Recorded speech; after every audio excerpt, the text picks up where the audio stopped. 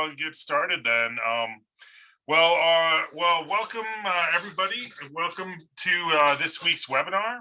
And I'm really pleased to have a friend of mine, Dr. Chris Guterman, and he'll be presenting, giving a presentation today. And it's sponsored by the Hisatsinom chapter of the Colorado Archaeological Society. And it's called Tracing the Origins of Chaco Beams.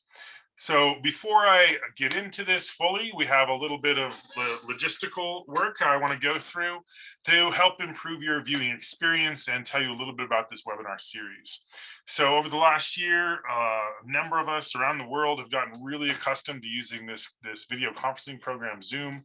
But just in case you're unfamiliar, I'm going to give you a couple tips. So the first one is you can move the talking head. So when I start up Zoom in the upper right of my screen, you can see these little boxes with myself and Chris Guterman and Taylor Hashbrook and maybe some other folks in there. And if that's in your way at all and is inhibiting what you're seeing from Dr. Guterman's talk, you can actually take your cursor and drag those little boxes around and change their configuration to help you see the screen better. You can also utilize our live transcription service, and this is really great in case you have some difficulty hearing the presentation or the audio isn't working so great on a computer or what have you. And that's basically like subtitles. And it's a really great service. It does have some difficulties with Native American place names and some archaeological jargon that folks tend to use. So just so you know, that is an option that's really good to use. We also encourage you to ask questions, but Dr. Guterman is going to be taking his questions pretty much at the end of the presentation. In the meantime, Taylor Hashbrook and Taylor's the guru of our webinar series, will be compiling the questions that come in. But you can see this bar on the right of the screen there's a chat button. You can put things in there like, hey, Chris, good to see you. Or you can raise your hand, which we aren't really using that function in this. But then you have this Q&A button. So you can push on that and type your questions in, and we'll be trying to compile like questions so we can ask them some good ones towards the end of the presentation. If you're having difficulties getting the live stream of this presentation, you can also switch over to our Facebook page, crowcanyon.org/Facebook, and that's almost instantaneous transmission of this presentation. It's maybe like 1 or 2 seconds lag, but you can watch it there as well. And you can even type questions in, and we should be able to see those coming in to us. And then we also ask that you subscribe to us on YouTube. A number of these presentations from our webinar series are then posted up on the YouTube page later on, so you can come back and watch them again and again. But our website there, our YouTube page is crowcanyon.org/YouTube. So here at Crow Canyon, our mission is to empower present and future generations by making the human past accessible and relevant through archaeological research, experiential education, and American Indian knowledge. And you can visit our website, get more information about all our different programs and activities at crowcanyon.org. And there's also links there to direct you to the YouTube channel to see this presentation if you want to watch Chris's talk again and again and again, as I'm sure we all will. So our campus is in southwestern Colorado, just outside of Cortez, Colorado, and you can see our beautiful 170-acre campus here, some of the buildings, and we're right in front of the Sleeping Ute Mountain, which is just in a beautiful, beautiful place. So here at Crow Canyon Archaeological Center, we acknowledge that the Pueblo, Ute, Paiute, the Diné or Navajo, and the Hickory Apache people on whose traditional homelands this institution sits, and upon which we work and reside. Our mission-related work would not be possible without Indigenous peoples in the past, the present, and the future, and we respectfully recognize and honor ancestral and descendant Indigenous communities for their contributions to all humankind. And Crow Canyon is really grateful for all Indigenous people and supports the preservation and protection of cultural traditions, ancestral connections, and sacred lands. And you know, these land acknowledgement statements have become pretty popular and commonplace in the last year and a half at the beginning of presentations, but we don't want people to get kind of laissez-faire about it. We put this up to kind of help people think, no matter where you are in North and even South America, where you live and work and reside, you're probably sitting on lands that once belonged to some other indigenous group. So we like to use this as an opportunity to kind of reflect on that, and so we can show some gratitude. We also like to show gratitude to our viewers. Thank you for tuning into this webinar series. You really make a difference. And if you have the means and are interested, we really invite you to please consider making a donation to Chaco Canyon and to our annual fund, and especially when you register for one of our webinars. Now, a really generous Chaco Canyon trustee has made a $50,000 challenge match for 2021, and every dollar you contribute to the Discover Archaeology webinar series will be matched up to $50,000. And so we have till the end of the year to get that up to 50,000. You see right now we're just below 37,000. It's 73%. So we're getting really close. So consider making a donation if you'd like. But then also we like to think, or we talk about how, over the last year and a half now, it's been a strange, crazy world, and we're all having difficulties, but indigenous communities have been really affected drastically. And so if you have the means and the interest, we invite you to please consider donating to one of these relief funds. So we have the Pueblo Relief Fund, the Hopi Relief Fund, the Navajo and Hopi Families COVID Relief Fund, and the official Navajo Nation COVID-19 Relief Fund. So moving towards our presentation this evening, we have this great talk tonight, but then throughout the year, basically every Thursday, we have another one of our webinars. And so this next Thursday coming up, we have Dr. Scott Ortman, who is formerly a longtime employee and researcher, did amazing things at Chaco Canyon. And he's going to be presenting, giving a talk called Kaya Mugwe as a center place. I'm sure I'm mispronouncing that name, but he'll tell us all how to say it next week. And then the following Thursday, September 30th, again at 4 p.m., we have Ask an Archaeologist. And basically, we'll be having a panel discussion at Chaco Canyon and with Chaco Canyon researchers and some of our colleagues. And you can write in and ask a question of archaeologists, and there'll be 5 of us, I believe, and we'll be discussing various topics. And so as it stands right now, we have Tim Wilcox, who's a Chaco Canyon employee and graduate student, doctoral candidate at Stanford, and he'll be calling in. We have Dr. Kelsey Reese, recent graduate from Notre Dame, who's done some incredible work, really incredible quantitative work, but also surveys up on the edge of Mesa Verde. Dr. Jonathan Dombrowski, who's our recent, he just received his PhD from University of New Mexico, and he's a postdoc working on faunal analyses here at Chaco Canyon.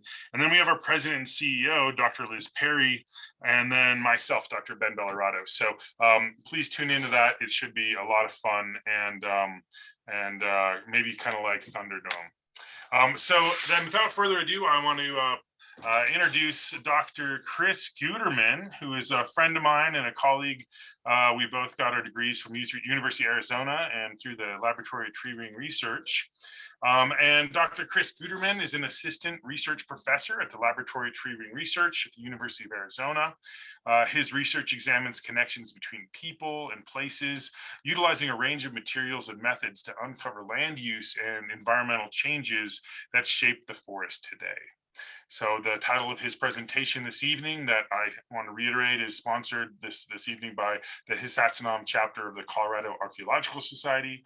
The title of his presentation is Tracing the Origins of Chacoan Beams. So I'm going to turn it over to you, Chris. Thanks for joining us. Yeah, thanks. Maybe I'll just switch the screen share here.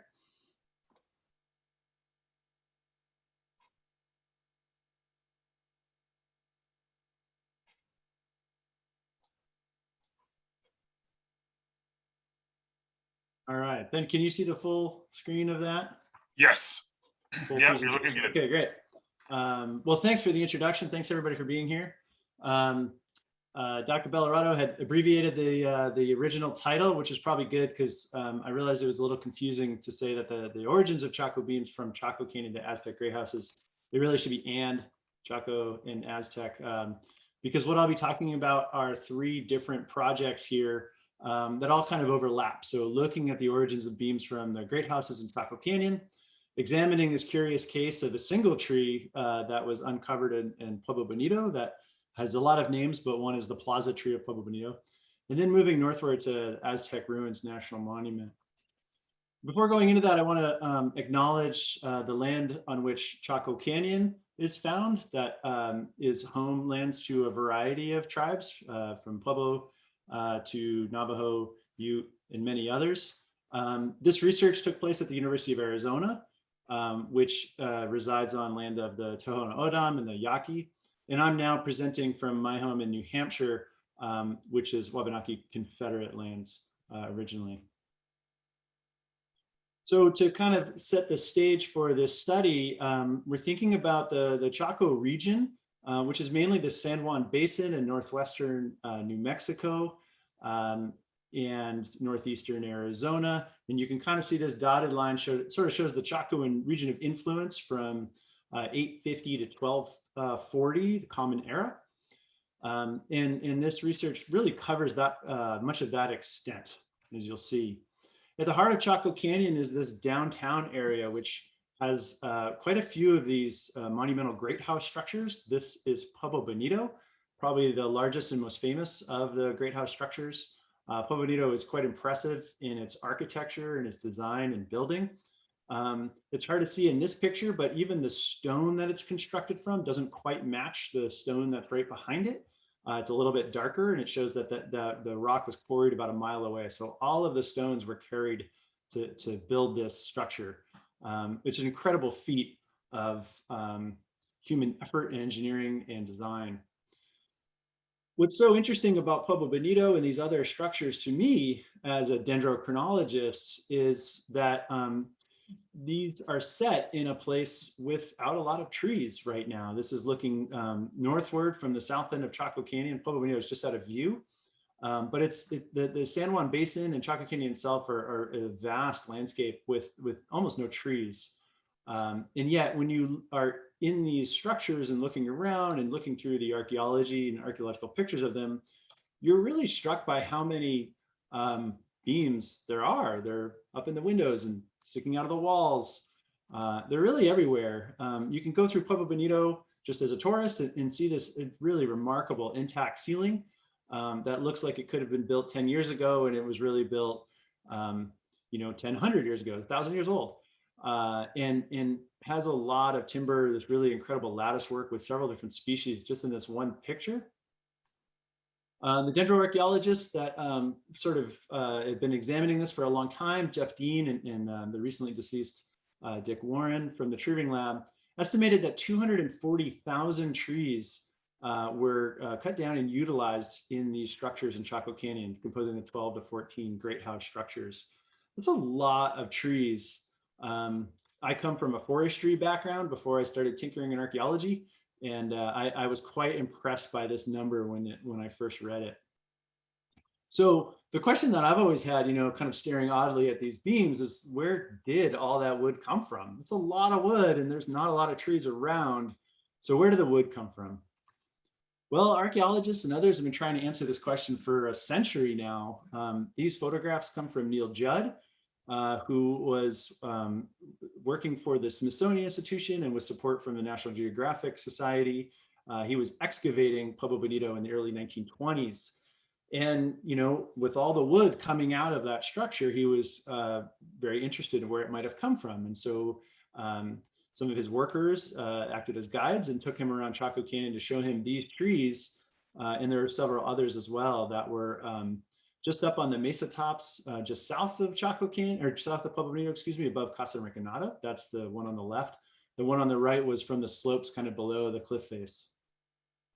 So he saw those, and then in 1924, he excavated the Plaza tree of Pueblo Bonito. It was right here in the southwest corner of the West Plaza.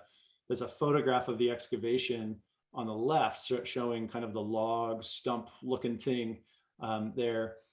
This tree dates to the 700s to the late 900s. So it actually predates a lot of the expansion of Pueblo Bonito. On the right side of the figure, in that map, the red area would be about contemporary with the tree dates.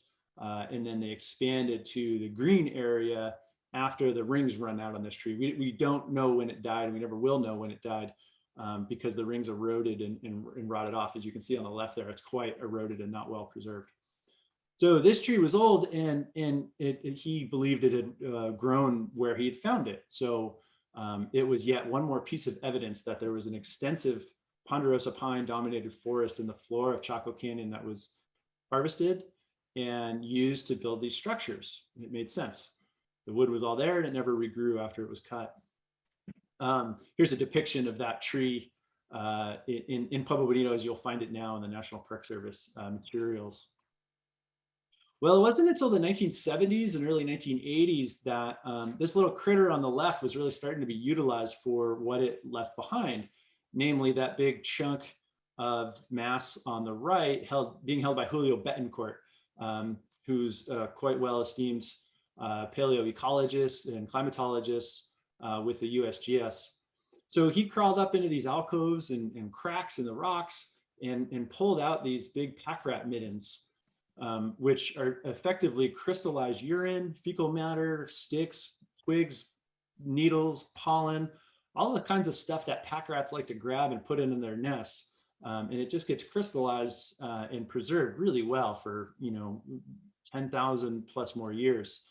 So Julio could take that back to the lab, basically dissolve it and start to examine the pollen and macrofossils that were preserved in there. And in so doing, in 1981, he and Tom Van de Vetter published in Science a chronology of vegetation for Chaco Canyon, showing that species like Douglas fir, Ponderosa pine trees hadn't been in the canyon really for more than 5,000 years. So going way beyond the 800s when Pablo Benito and the other structures were starting to be constructed, the species of trees that were used to build those structures were not existent in Chaco Canyon. What was existent was some pinyon, some one-seed juniper, and mainly the kind of species assemblage that you find in there today. Notably, the pinyon and juniper went away in the pack rat midden assemblage, showing that there probably was some harvesting of those species, but that's pretty much what was there at low elevation. So at least from a vegetation standpoint, the Chaco that you see today is not that different than the Chaco that was there in the 800s. There's other characteristics of the canyon that are probably different, but in terms of this vegetation, it's relatively similar. So that means that the wood came from somewhere else. And later, just a few years later, Julio was working in the tree ring lab with Jeff Dean and identified that there were spruce and fir species, so Picea and Abies species, in the collections of archaeological timbers from Chaco Canyon. These species only grow at high elevations. Their ranges are quite restricted geographically, and that hasn't changed for probably 10,000, maybe even 20,000 years. So that means that the fact that these species were in the wood assemblage means that those beams had been carried for a long distance. So we're talking more than 80 kilometers, 50 miles to the nearest spruce fir stands present day in Chaco Canyon. So it probably was not that different 1,000 plus years ago. So there's absolutely wood coming in from the outside, which means that when we look at a map of Chaco Canyon down there in that white area of the San Juan Basin, and as you get these darker gray colors, you're getting higher in elevation, those mountain ranges surrounding Chaco Canyon are now the sources of wood. So this is the Chaco woodshed, right? It's where wood would flow from the mountain ranges down into Chaco Canyon. And throughout this whole area is a network of Chacoan outlier structures, of roads and other features that kind of extend out from Chaco Canyon and show you that there is this connection to these distant landscapes. So maybe it's not too surprising that the wood came from elsewhere. But where did the wood come from? Well, that question's been answered for ongoing 20 plus years. Back in 2001, a colleague of mine, Nathan English, who was also at the University of Arizona, tried to use isotopic sourcing of spruce and fir. So he looked at this particular strontium isotope ratio of 87 to 86. It's derived from the parent soil material and is absorbed into plant material and other things. So you can actually derive kind of a local signature within trees and soil and water that gives you an identity for that landscape. So you can see here on the left, the Nacimientos, the Chusca Mountains, and Mount Taylor all have pretty distinct strontium signatures.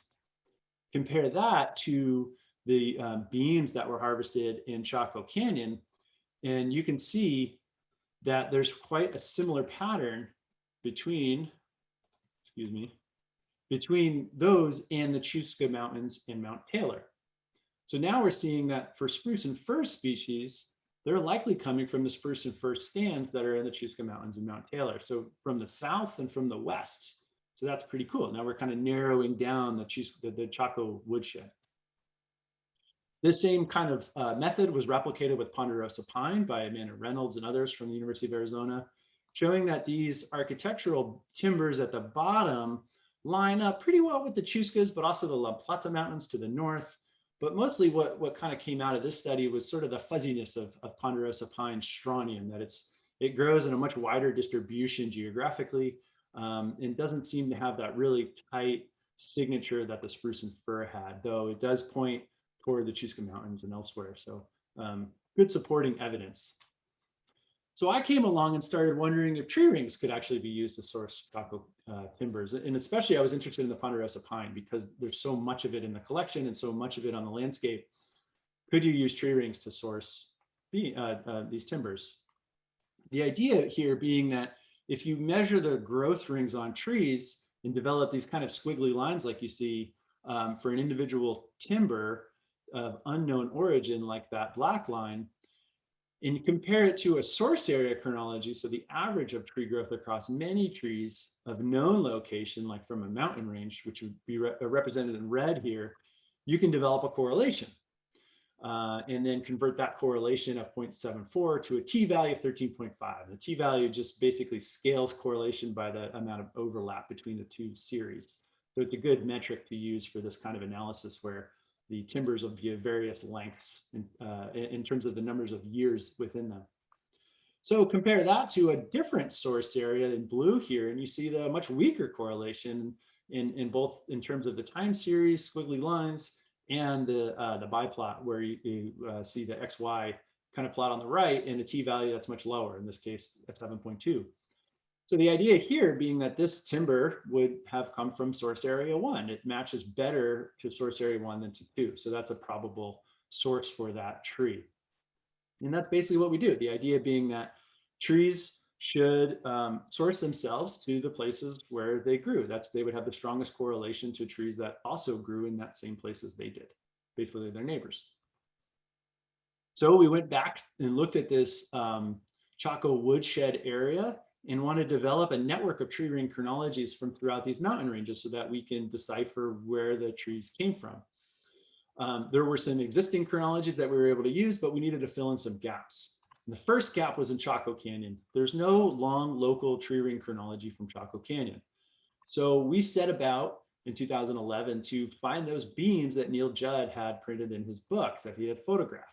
So we took these photos from 1926 and went out on the landscape looking for them, which basically meant a couple of days walking around with a chainsaw in the desert and well, not using it at all because we couldn't find any of those beams, or they weren't beams, but any of those logs or any other wood for that matter. It was quite depleted. And I think that the guides who took Neil Judd out hauled those logs back for firewood. So we didn't get anything from Chaco Canyon. And then we went to the Chusca Mountains because of the results that I shared with you from the strontium studies. We knew that the Chusca Mountains was at least the source of timber for some species. We also knew about Narbona Pass chert, which is this really beautiful stone that was used pretty extensively by Chacoan people down in the canyon. So I think this chert makes up about 20% of the chipstone tool assemblage in Chaco Canyon. So it's the most common of any of the chipstone tools down there. And its source is very localized to Narbona Pass in the Chusca Mountains. There's also pottery and other things that get sourced that area. So we knew it was a good place to go look. So we went to try to get a long chronology from that area. And we were successful. We managed to bridge back from live trees into remnant log material all the way back into the 800s and even a little earlier. That log on the left that my colleague Chris Basin is wrapping up and labeling with me actually lived at the same time that a lot of the trees were living that then got harvested and we uncovered in Chaco Canyon. So it was contemporary to beams in Chaco Canyon. It's exactly the kind of wood we were looking for.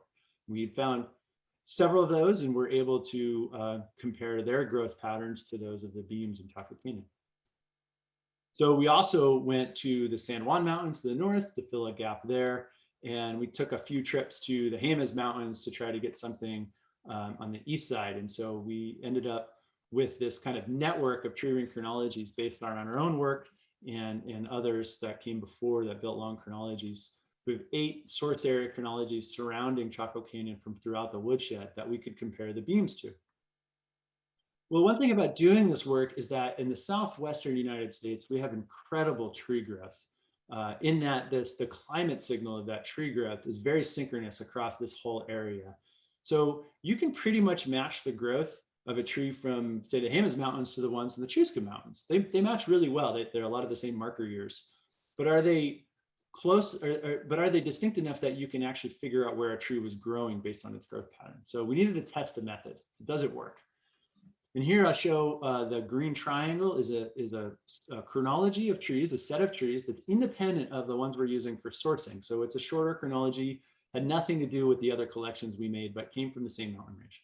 So we have one from the Chusca Mountains and one from the Jemez Mountains. They're both Ponderosa pine chronologies.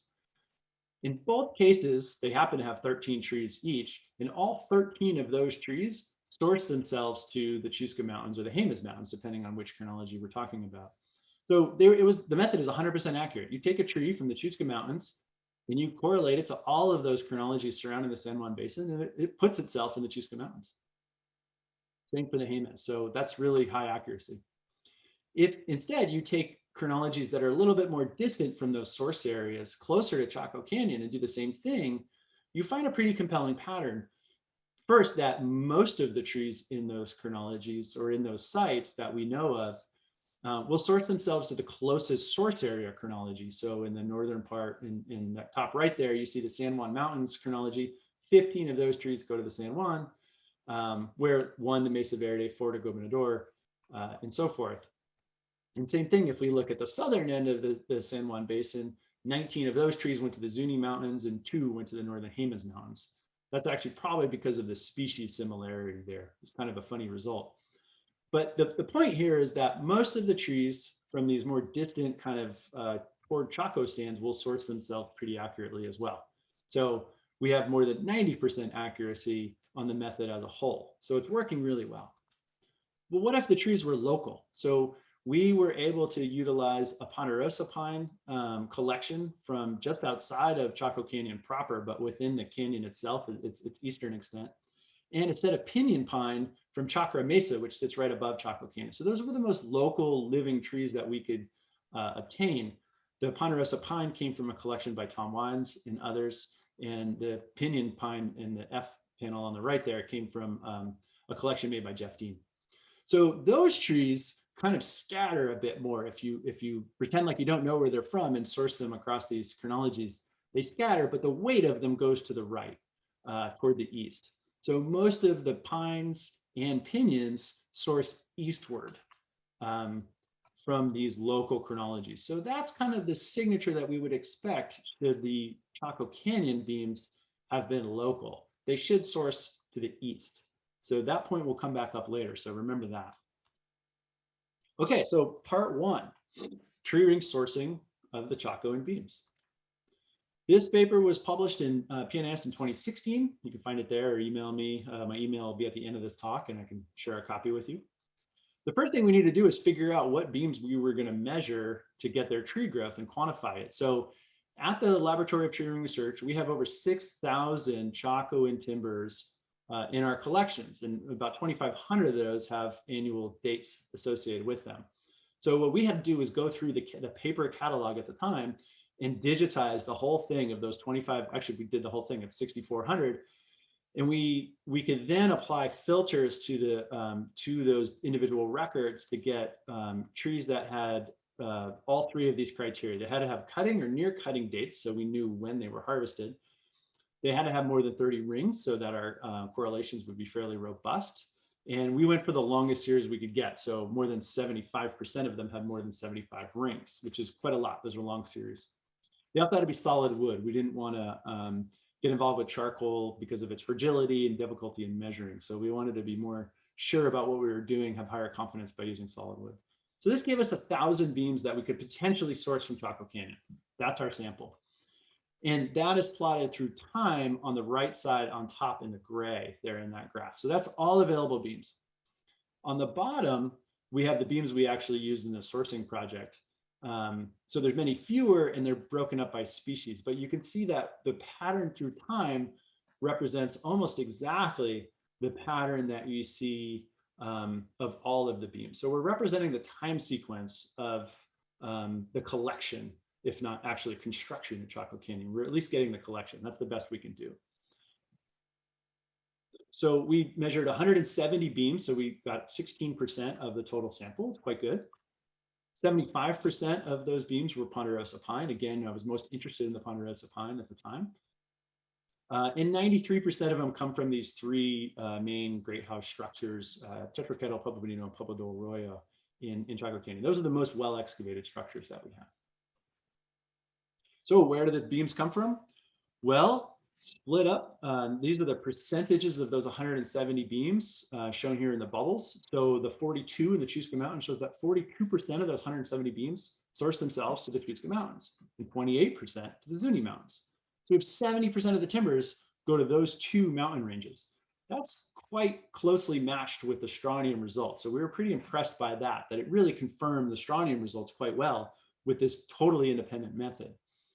All of the other source areas have some degree of sourcing, but none of them exceed what you would expect by chance. I think about 12 or 14% would be kind of like a random distribution, and these are all below that. So this 70% coming from these two mountain ranges is a very highly significant result, and one that is worth more investigation. So we dug into that a little bit more.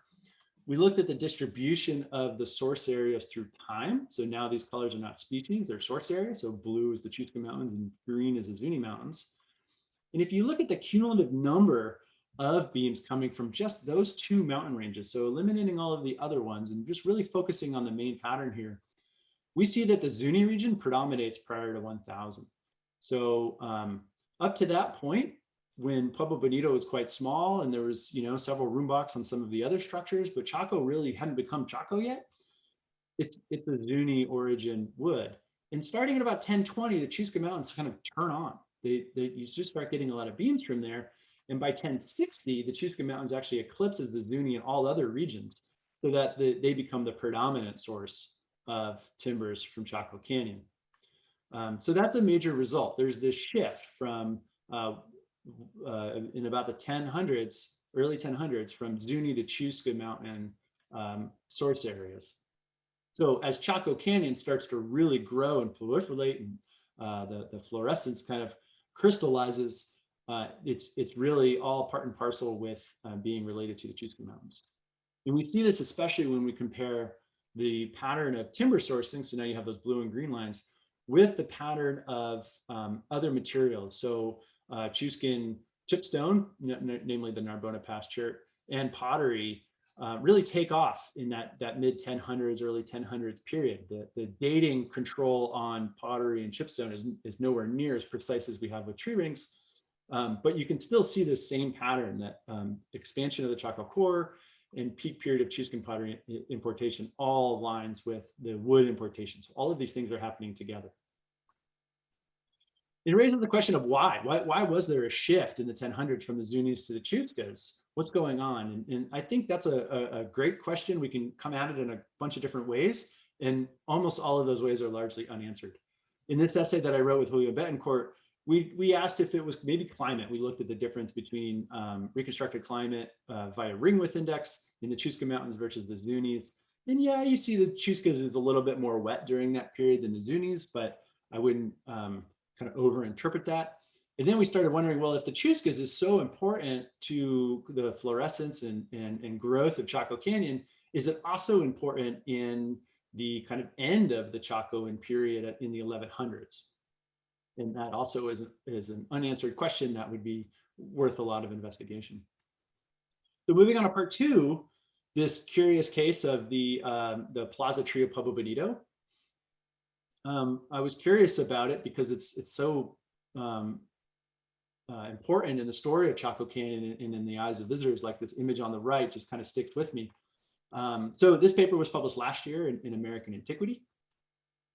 And I think the tree is kind of etched in visitors' minds of Chaco Canyon. I was actually just there on Tuesday, and this sign is still present.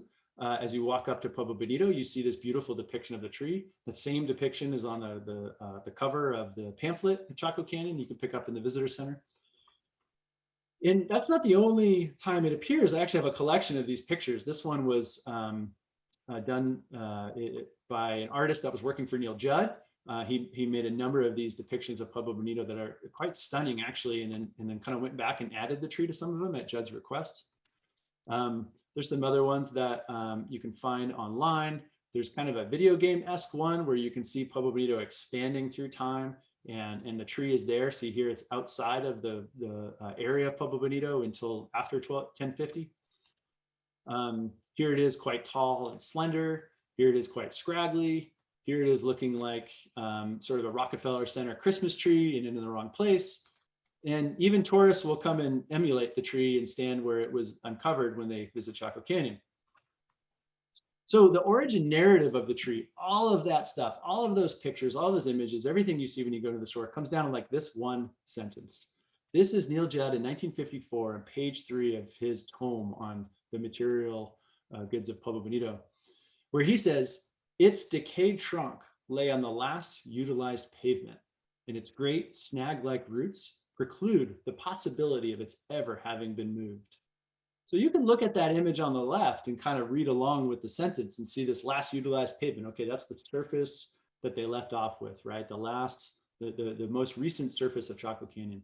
The great snag-like roots sticking out there. And then, this thing is so big, it could never have been moved. In fact, some of the notes on it we found, he says it's 20 feet long, which it must have been broken up into pieces because that's a shovel on the left. And, that would be a massive shovel if that log that you see in the picture was 20 feet long.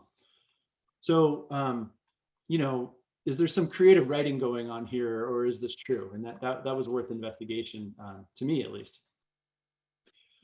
We analyzed this in 3 different ways. We went through the documentary evidence of the tree, and we also looked at its strontium isotope signature and its tree ring signature, of course. So here's the tree. This is JPB 99, the Plaza tree of Pueblo Bonito, as I found it in about 2010, actually, when I started analyzing it. On top are sections that A.E. Douglas, the founder of dendrochronology, the founder of the Laboratory of Tree Ring Research, and the man who dated most of the wood that came out of Pueblo Bonito at that time. This is how he worked it and looked at it. He left a bunch in burlap, and there's a section on the right. So we looked for Neil Judd's original field notes that would give us an indication of what he thought of it when he excavated it, and we could not find any of those field notes at all. But in the files at the Laboratory of Tree Research, where we don't throw anything out ever, there's this letter from Judd to Douglas dated June 11th, 1924. This is the letter that accompanied the box that had that burlap wrapped sample in it. And in this letter, he says, it, referring to section 99, or what Douglas called JPB 99, Judd Pueblo Bonito, number 99, it lay very close to the surface, and from the root stumps led me at first to believe the tree had grown where it fell. But failure to find any trace of decayed roots forced me to abandon this possibility.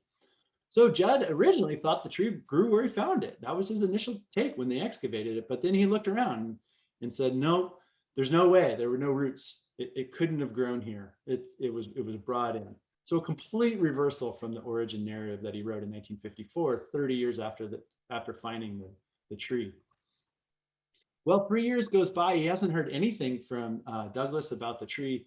And he writes again to kind of urge him to take a look at it. The context here is in 1927, Neil Judd and Douglas and others were highly involved in what's called the beam expeditions, where they were trying to find the right beams that would tie the archaeological chronology of these beams that Douglas had cross-matched together from Pueblo Bonito and from Aztec and other places. So they all match and they have a time series, but that time series doesn't connect to anything living. And so it's just floating. It could be 3,000, 4,000, 5,000 years prior. They have no idea. They just know that those trees are contemporary with each other. But they suspect, based on pottery and other evidence, that it's not 5,000. It should be like 1,000. And they're trying to connect those tree ring dates to living tree ring dates. And they were back to about 1,200 with living trees. So they were on these beam expeditions to try to bridge the gap. They did that in 1929. But in 1927, they're trying to figure out what beams would help. And so Judd remembers this old number 99 laying on the ground and writes again to Douglas to take a look at it. He says, since portions of the roots were still attached to the trunk, it seemed unlikely to me that this log could have been carried any great distance. However, I saw no evidence that the pine had grown where we found it. Its rings, if readable, should be among the latest record from Bonito. So there's a lot going on here. He says it from preclude its possibility of everything having been moved to it couldn't have been carried much distance. And then there's no evidence that it had grown where we found it. So complete, again, like secondary reversal of his original or his later origin. But he's also saying that its rings should be from the latest record. And that's kind of admitting that this thing was found way high in the archaeological context for the surface, so that it shouldn't be very old. Well, it was another year before Douglas dated it and found out that instead of being the latest record from Bonito, it was one of the earliest records from Bonito. And then I think sometime in 1929, long after the correspondence between these two gentlemen regarding the tree stops, but I know that they were together on the beam expedition in Xolo at that time. I think then they came up with the story of the tree being having grown in Pueblo Bonito. I think that's when things started to change with a little bit of new evidence, meaning mainly the dating of this tree. So Judd doesn't think it grew where it was found, so it can't be from the Great House. But where did it come from? So can we use the isotopic evidence and tree ring analysis of JP9 and figure out its origins that way? Well, we could compare its growth to strontium isotopes from around the San Juan Basin and to that same network of tree ring chronologies I showed earlier that we used for the beams. And in this case, in the strontium, we were really, really careful in what strontium we used because we didn't want to use soil and water that could potentially have a wider distribution of strontium for these landscapes than, say, trees. We wanted to do tree to tree to tree. So we're always comparing apples to apples. So we only took strontium from trees and only Ponderosa pine trees if we could get it to compare with the JP99 itself. So we did 3 more samples of strontium on JP99. So there's a total of 4 samples that have been done. And they have a pretty tight distribution. You can see that in kind of the vertical hash line on this graph. That hash line overlaps with the La Plata Mountains, which is part of the San Juan Mountains to the north. It overlaps right through the middle of the Chusca Mountains distribution. And it just misses the set of Chaco pines. So that's that Tom Wine's collection from east of Pueblo Bonito and Chaco Canyon of modern pines. So we also did strontium on those to make sure that we could tell the difference between, say, Chusca Mountains strontium and Chaco strontium. And we could. So JP9 doesn't match the Chaco pines. It doesn't match anything but the Chusca Mountains in terms of its strontium. And that's very visual here, but it's also works statistically. So JP99, according to strontium, is from the Chusca Mountains. And the tree rings show the same thing. So here are the distribution of T values. So these are the correlations with JP99 to that network of tree ring chronologies. And it has an 11.0 to the Chusca Mountains. That's very high. It's like in the 90th percentile of the 170 beams that I presented earlier. Those other T values are quite high. That's kind of what I was saying, that trees will all cross data across this whole network, but the tendency is to match best to the area that you came from. And these other correlations, they're high, but they're much lower than the 11 in a relative sense. So that shows that 11 to the Chuscas is actually really strong. The other thing to note here is that the highest correlations are to the west and not to the east. And if you recall in the beginning of the talk, I said that local trees that grew in the Chusca in Chaco Canyon, source east. So they lean the other way, whereas this tree goes west the same way that all those beams did. And it also kind of was most likely brought in at the time that a lot of those beams were. So it's not surprising that yet one more tree, along with hundreds of thousands of trees, were flowing from the Chaco Mountains into Chaco Canyon in, say, like the late 1000s. Here's the match between the Chaco Mountains chronology and JP99. It's really quite strong. So that leaves this other open question of why was there a log in Pueblo Bonito? Was it a gnomon, kind of casting a shadow at particular times of day, particular times of the year? Was it a tall climbing pole, the way you might see in ceremonies that say Taos Pueblo currently, and we know happened in Mesoamerica for centuries? Or was it simply firewood? This is a picture of a hearth from part of the West Plaza, where you can see kind of the curvature of a stump that was burned in that hearth that is about the size and shape of the stump of JP99, but in this case was burned already. Or is it something else? And I don't know, and we may never know. So its mystery remains, but it clearly didn't grow in the way that we like to depict it in the top there, unfortunately. So part 3, timber sourcing for Aztec ruins. So Aztec ruins is north of Chaco Canyon. It's the descendant cultural center of the Chacoan phenomenon. So it's kind of the next phase of Chaco before things really change. It's composed of mainly 2 structures. There are some other ones, but the 2 big ones are Aztec West, that kind of square one on the left of the right side image, and Aztec East on, to the right.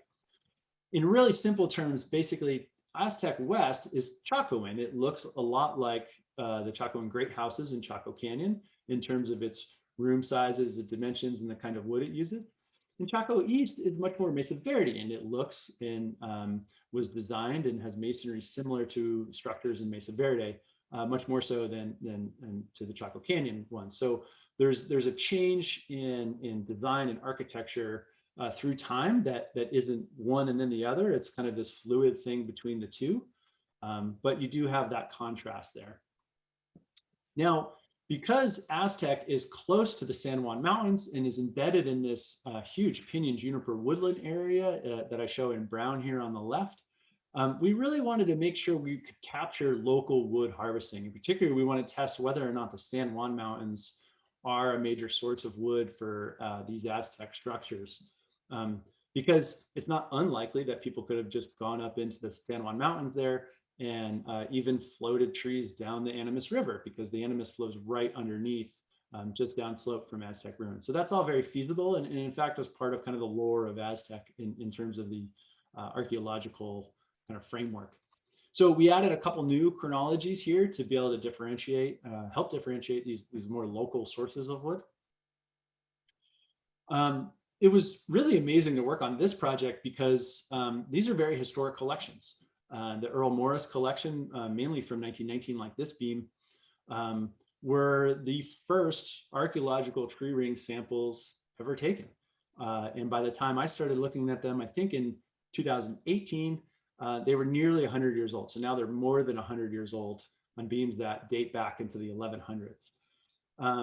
The tool that was used to collect these things, they're about the size and shape of a cigar, is that big hand drill you see on the right. I think that's actually a picture of Emil Howry holding this big hand drill. And then when they got back to the lab, A.E. Douglas would take a razor blade and kind of shave at an angle. And that's what you see on the top, those hand cut angles. And if you look closely, you'll see little pinpricks. Those are his dates, actually in the relative dated chronology before he was able to assign calendar dates to it. He was able to match up this particular beam with others from the same site and to Pablo Benito, et cetera, et cetera. So we were able to take these from the archives of the Tree Ring Lab, flip them over and run them through a bandsaw. I mean, just belt sanders. We didn't need a bandsaw, but we polished them up on a belt sander so that we could apply new dating or confirm the dating and apply modern measurement techniques to a really nice clean surface. So it was really amazing to work on this stuff. Again, here we had over 5,000 beams in the collection at the Tree Ring Lab, and more than 1,200 of those had been dated. In this case, we didn't have to digitize the record. It had already been done for us with some National Park Service funding. So we were able to just kind of dive right in and filter for trees that had more than 30 rings and cutting and near cutting dates. So that gave us 700 beams that we could potentially source. Here on the right, I show the distribution through time for West Ruin, East Ruin, and then these two other proveniences that we find in the archives. One is the visitor center, and the other is just unknown, it's not marked. And so you can see that these beams of unknown provenience and those from the visitor center mainly came from West Ruin. So we include those in West Ruin. You can also see a shift in species. The dark green is Ponderosa pine and the brown is juniper. So you kind of see this shift from a lot of Ponderosa pine in the early part to almost all juniper in the later part. And that also kind of reflects the architecture of these structures where you have from Chaco into more Mesa Verde and kind of architecture happening. So in the end, we measured 363 beams. Only 329 of those had more than 30 rings. So we kind of got ahead of ourselves in measuring, but that's fine. It was nice to have extra data. And we were able to attribute a source to 321 of them, which is almost double what we did in Chaco Canyon. And we're only looking at these two structures here. So it's quite a good sample. I should echo here that this study is not published. And so we're still working and refining it before we can send it off for peer review. So take that for what it's worth. But so far, what we're seeing from these 321 beams, 45% of them are coming from the Chusca Mountains. And the rest are basically coming from the woodlands around Aztec ruins, with just a small percent coming from the San Juan Mountains. So if we look closely, these more distant chronologies like Beef Basin up in Utah and all of the ones to the south and to the east have zero, no beams. So not nearly the kind of scatter plot that we got from Chaco Canyon, much more concentrated to either local, all of those chronologies around Aztec ruins, or pretty distant, the Chusca Mountains. So when we break it down and we look at Ponderosa pine and Aztec West, I put these together because they kind of go together, right? Most of Aztec West is Ponderosa pine. So what we can see there is from the 111 Ponderosa pine beams, 71% of them come from the Chusca Mountains. You got 9% from the San Juan Mountains and maybe 6% locally. When we look across all of Aztec West beams that we sampled, 195 of them, 66%, so 2/3 are coming from the Chusca Mountains, with the other third coming more locally around Aztec ruins. Same thing when we look at juniper and Aztec East in conjunction, we can see that the vast majority of juniper beams and of Aztec East in particular, like more than 80% of the beams at Aztec East came from local. So when I see all of this set of chronologies, Mesa Verde, Mancos, and Gobernador together, I kind of interpret that as the woodlands around Aztec ruins. So I call that kind of the San Juan River Valley area, because I think we're getting kind of mixed among those based on our test sourcing that I showed a little bit of earlier. So when we see this shifting species in origins, it's reflecting that shift in culture, I think. That more Chacoan great house has Chusca Mountains timbers, as most Chacoan great houses in Chaco Canyon do. So does Aztec West. It's built from Chuscan Ponderosa pine. How those beams got to Aztec, whether they were forded across two rivers and almost 100 miles, I have no idea. Perhaps they were stockpiled in Chaco Canyon already, and when the decision was made to build a new great house to the north, they got sent up the Great North Road and we're already ready to go. That's a question that I have that I can't answer right now, but it's certainly a possibility. By the time we get into Aztec East in the 1200s, I think it's pretty clear that a lot of those junipers are coming locally from within the San Juan River Valley. So that switch is really reflecting a culture and an architectural switch toward that time period. So kind of overall, and especially for Aztec, these ancestral Pueblo sites really tend to reflect the culture and the landscapes through their timber procurement. Those two things go together. And at the Aztec great houses, as I mentioned, you have this Chacoan phase that has the Ponderosa pine, Douglas fir, spruce, and fir from the Chuscas, and this Mesa Verde phase that's mainly juniper and sourced locally. And so the distribution of those timber origins marks the cultural phases quite closely. So my last and maybe final question that a lot of people have, and I certainly have, is how did they move those timbers so far? We're talking 50 miles of carrying beams. It's quite impressive. Well, there's a lot of ideas on this, some conventional notions like from the National Geographic Society and this paper by Snig and Wines, looking at really the large beams, especially the one on the right. Those are the really big beams. How do you move a huge timber when you don't have mechanized equipment, horses, cattle, or any kind of wheel? And even the one on the left, that's a relatively large beam for Chaco Canyon.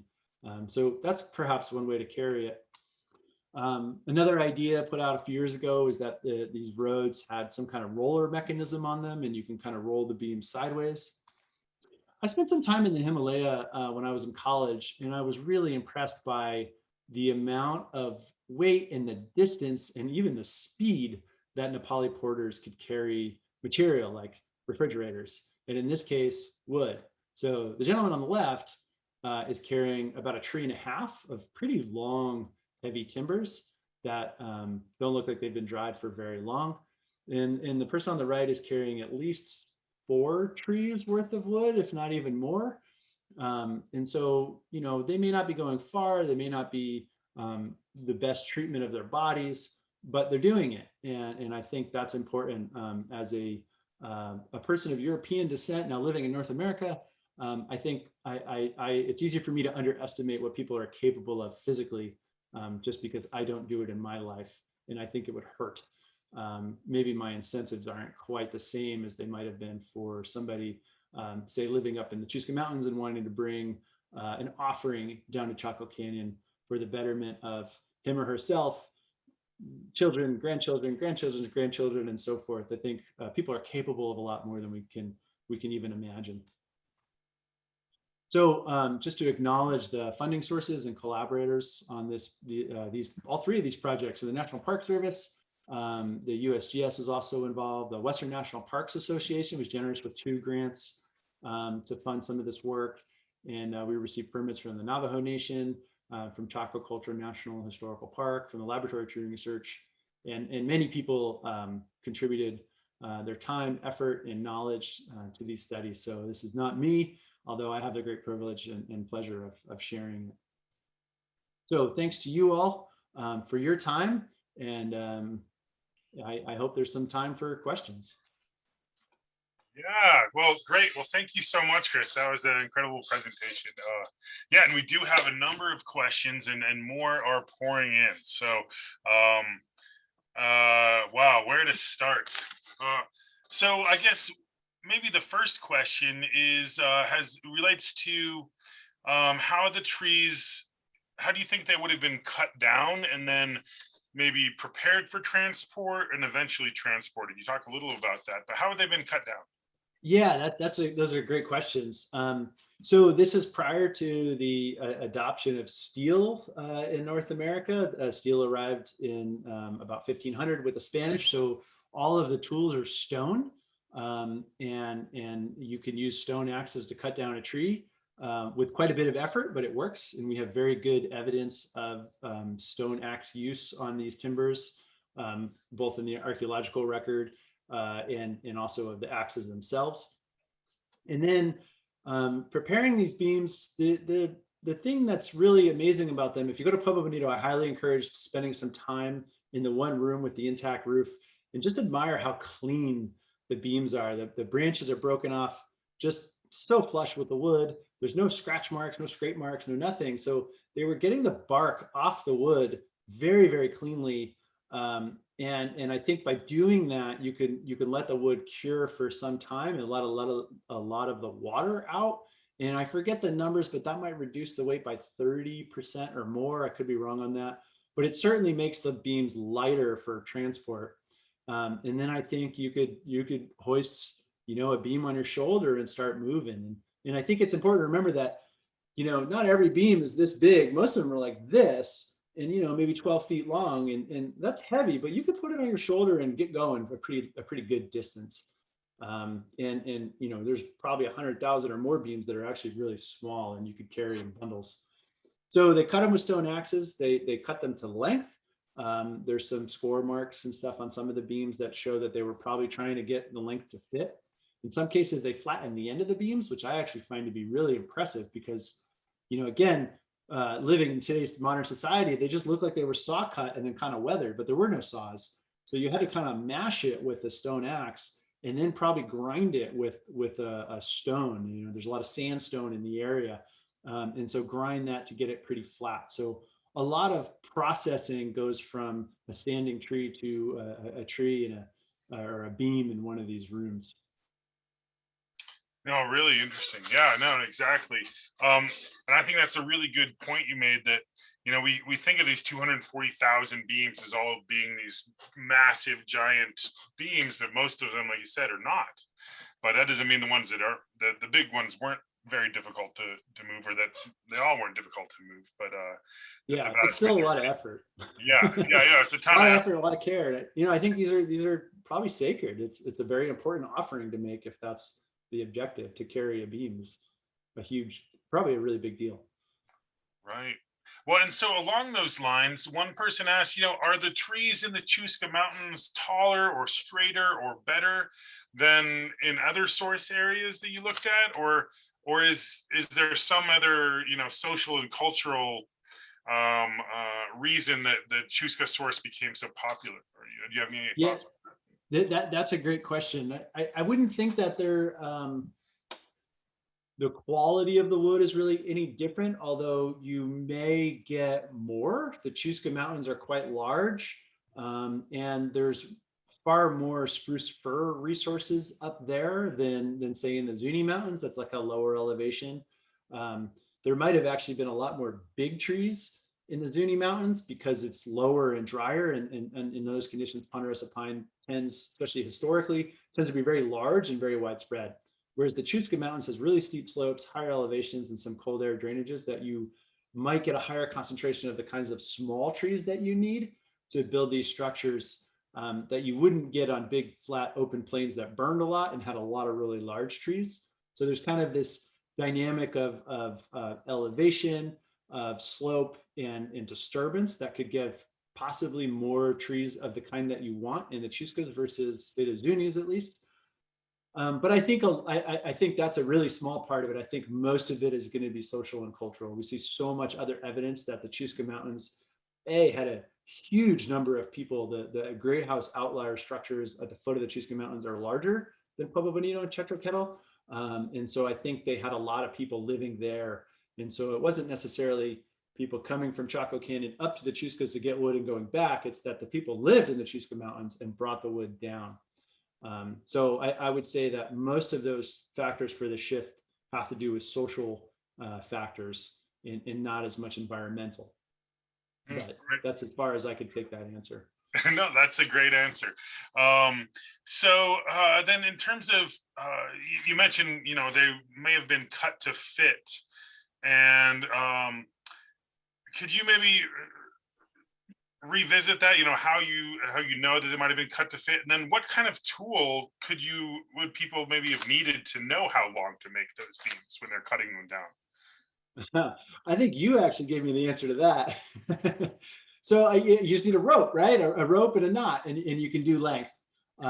We don't need fancy tape measures and stuff. The rooms are this long between this knot and this knot, and then get the beams to be that. So after that, it's stone tools, however you can imagine, using different kinds of stone. I mean, yeah, there might be other materials, but the stone tool quality was quite good. I mean, you know, an obsidian blade or some sort of chert stone. I don't really know that. I'm not a lithics expert, but I know there's a lot of options out there to cut and grind the wood down to the kind of shape and length that you want it with, you know, adequate effort. No, you did say something about scoring though? You found evidence of scoring? There are score marks on some of the beams. Yeah, if you take that tourist walk through Pueblo Bonito and look up, there's like a line on the beam just before where it's kind of ground flat. My understanding, and maybe this is wrong and I should be corrected, but my understanding is that score mark is original. So somebody kind of, you know, took a stone tool, maybe some kind of a blade, and just sort of marked it probably where the knot on the rope fell, so that when you're grinding it, you knew where to stop. Great. So then that actually perfectly leads into another question that someone had is, Do you know if there's any historic inscriptions on the beams in Pueblo Bonito, other Chaco great houses like there are, I guess, in Aztec West? No, I don't know of any. Oh, And yeah, that evidence is not something I've really looked into. gotcha, gotcha.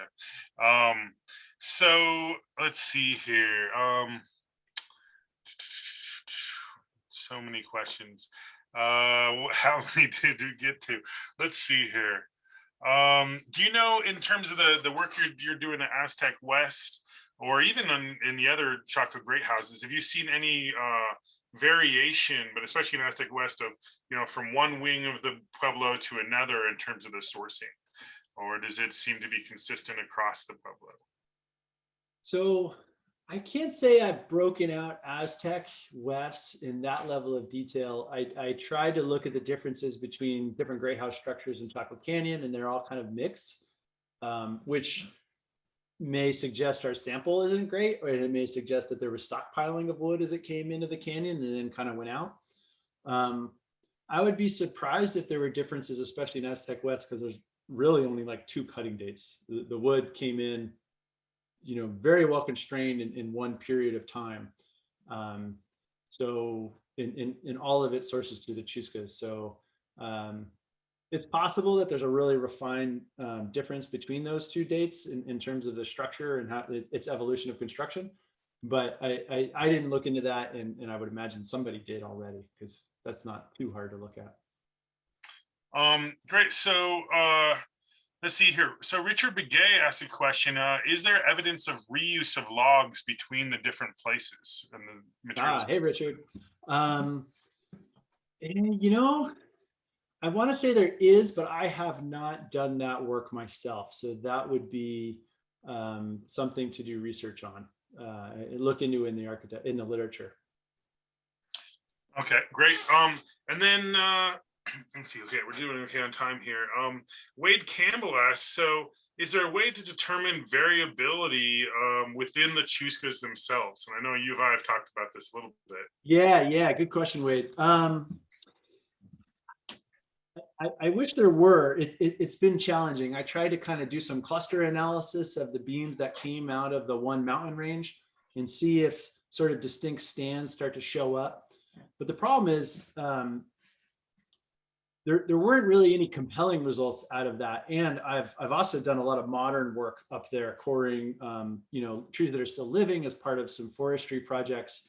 So I've seen a lot of the wood from there, and the variation in tree growth depends not necessarily on the stand it's growing on or growing in, but in elevation, slope, aspect, stand density. There's so much variability within the mountain range that I think it'd be really hard to do that.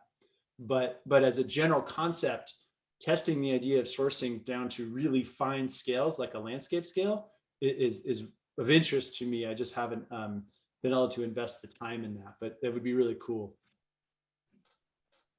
Yeah, no, definitely. I as you know, I really wish that worked, but I mean, to get where we got, where we could, really pretty confidently distinguish between landscapes, I thought was huge. It's like, I don't know how much finer I can go.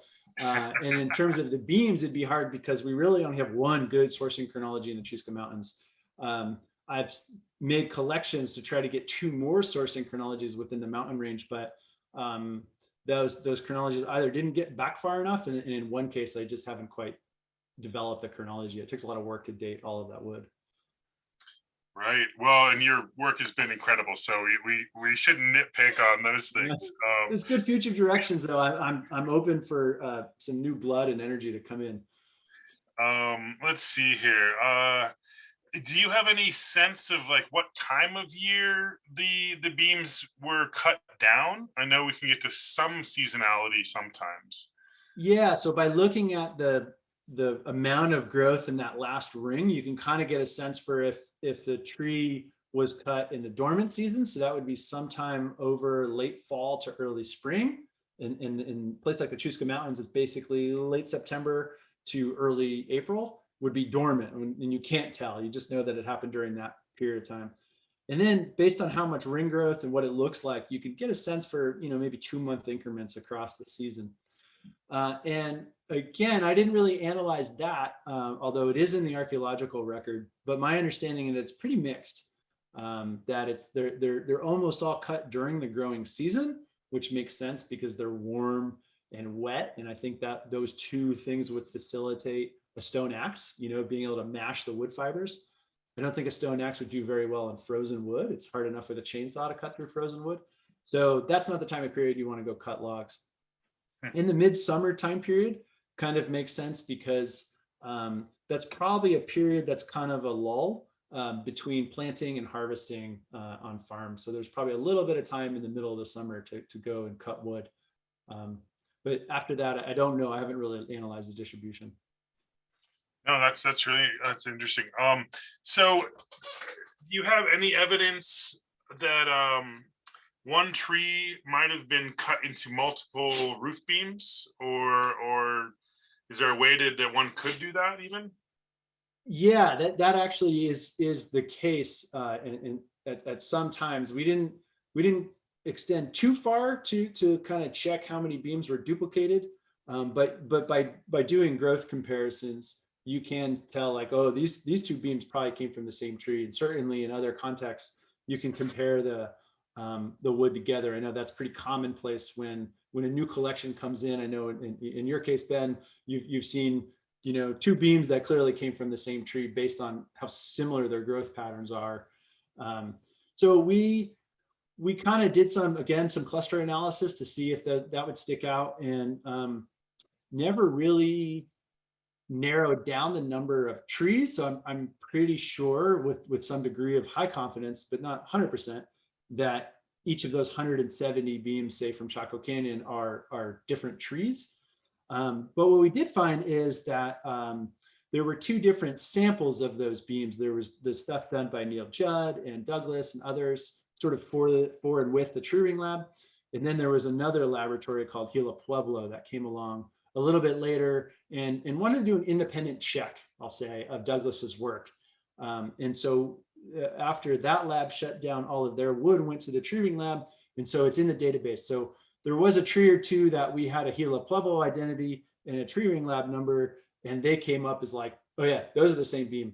And it was very clear, and I don't know if one sampled this side of the beam and one sampled the other side of it in a different room or whatever, but it was like, okay, that Pueblo and that Tree Ring Lab numbers, those two samples are really the same tree. And so we tried to eliminate that so that we weren't pseudo replicating the study.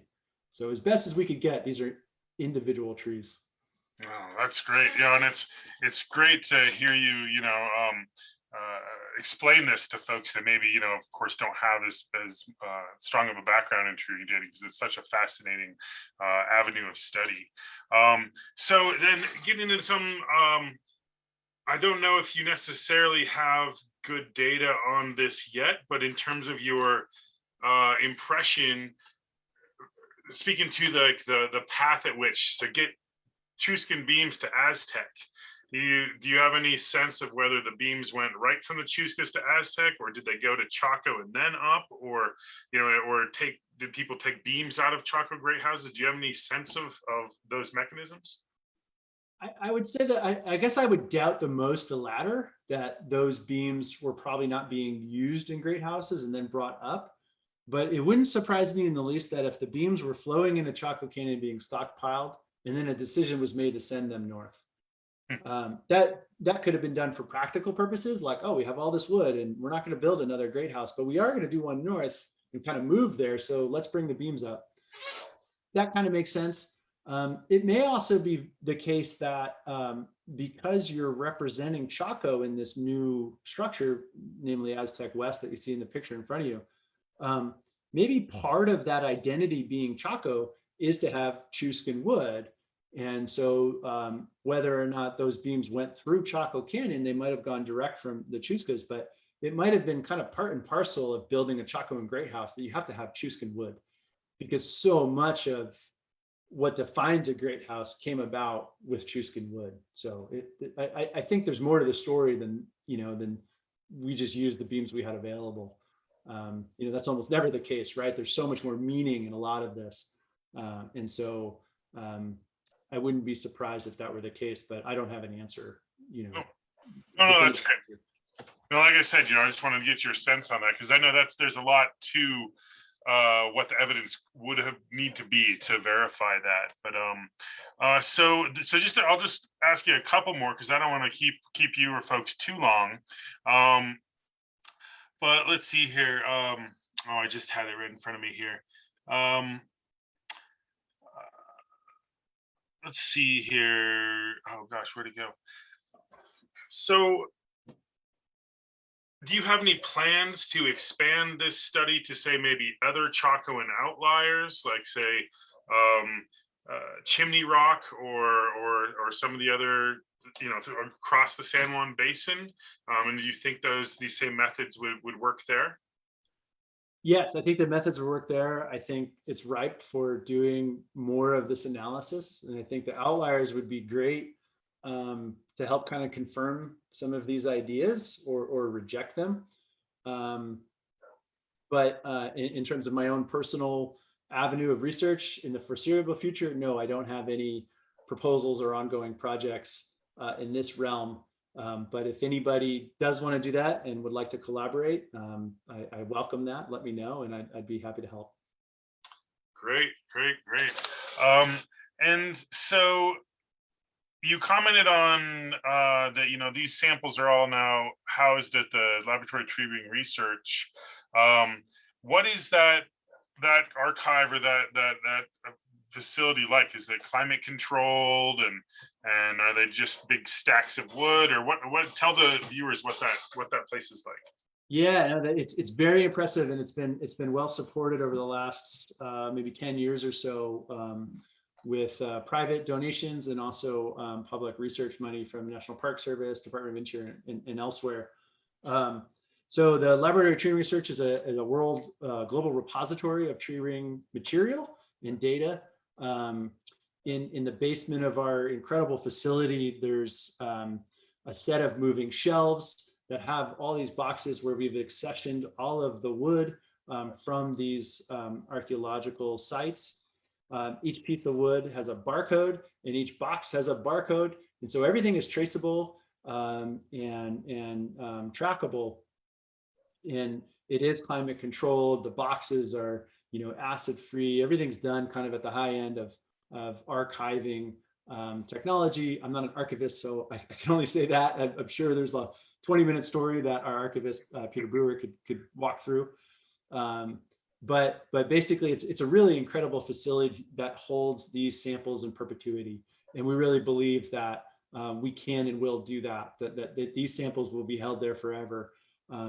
For tribal nations and researchers that seek permission to look at them, examine, and do new research techniques on, can do that. And I'm obviously a very strong believer in that. The JP99 box probably hadn't been opened in 70 years, and we opened it and the dust came out, and we were able to analyze that piece. Like I said, the Morris collection is almost, now it is 100 years old, and we were able to pull that out and with permission put a new surface on it so that it could be analyzed. So we're putting new techniques to these old things, and who knows, 100 years from now, I mean, we'd probably be way past the point of genetics. We might have something else that we can do, but even very soon, somebody could maybe extract the DNA from these trees and match that to DNA from the different mountain ranges and get it even more refined. Maybe that's the way to answer Wade's question of not pre-ring width, but in DNA could actually kind of break it out landscape to landscape, and maybe even, this tree is from this family, sort of like a lineage of that tree instead of like a species level genome, but maybe a tree level genome, like we would our own ancestors. Wow, yeah, that's a really exciting possibility. Well, I hope that comes true. As people review this presentation over and over again, I'm sure in 30 years, 50 years, they'll be saying, "Oh, we can actually do that now," or something like that. Well, so I think we're just about out of time. So I think we'll stop there. But I just want to thank you again, Dr. Chris Guterman, for coming and giving us your time and sharing your incredible research with us. And I know a lot of people have tuned in, and we have even more questions. So what we might do is compile those and then send them to you and see if you have the time to answer them at your leisure. But yeah, thank you again so much. And for everybody in internet land that's joining us now, please tune in next week for a great presentation by Dr. Scott Ortman, and we'll be talking to you soon. Thanks, Ben. Thanks, everybody. That was really fun. Thanks, Chris.